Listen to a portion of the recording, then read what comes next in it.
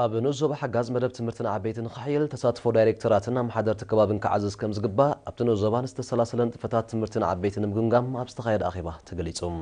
ሓላፊ ጨንፈር ሚኒስትሪ ትምህርቲ ኣብቲ ንዞባ መምህር ሳልሕ ኢብራሂም ኣብ ዘቕረቦ ጸብጻብ ኣብ 39 ነቁጣታት 1444 ደቂ ኣንስትዮ እኳ እንተተመዝገባ እተን ትምህርተን ዝተኸታተላ ግን 852 ጥራይ ምዃነን ብምሕባር እቲ መደብ ኣብ ምምሕዳራት ከባቢ ዓድፈካይ عدالت غلاسن او انجلين زتبابع ውጽኢት ክርከቦን ከሎ ኣብተን ዝተረፋ ምሕደራት ከባቢ ግን እቲ መደብ ከም ዝድለ ከም ዘይሰጎመ ገሊጹም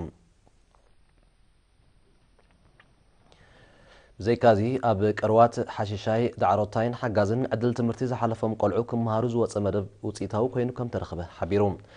ሓላፊት መደብ ትምህርትን ዓበይቲ ዞባ አንሰባ መምህር ኣብርህት ገብረ ብወገና ኣብ ዞባ አንሰባ ውህድ መደባት ትምህርትን ዓበይትን ንምርግጋጽ ሓያል ጻዕሪ ይካየድ ከም ዘሎ ብምምልካት ኣመሓደርቲ ከባብን መምሃራንን ኣበርክቶኦም ኣብቲ መዳይ ከዓብብ ምዝኽኻር ናይ ቀርዋ ድኽመታት ኣብ መጻኢ ክሕሰበሉ ምዃኑ ኣነጺራ ኣብ መዛዘመት ገምጋም ኣመሓዳሪት ንዞባ ሓጋዝ ወይዘሮ ኣምና ሓጅ ኣብ ዘስምዖቶ ቃል ክብጻሕ ተደልዩ ዘሎ ሸቶታት ንምውቃዕ ተዳኺሙ ዘሎ ንጥፈታት ትምህርቲን ዓበይቲ ደቂቕ መጽናዕቲ ክካየደሉ መሃይምነት ዘየጥፍኡ ደቂ ተባዕትዮ ኣባላት ህዝባዊ ሰራዊት ናይ ትምህርቲ ዕድላት ንኽኽፈተሎም ክስርሓሉ ምዃኑ ጠቒሳ ኣመሓደርቲ ከባቢታትን ዳይሬክተራትን ተረኦም ክዕዝዙ ጸዊዓ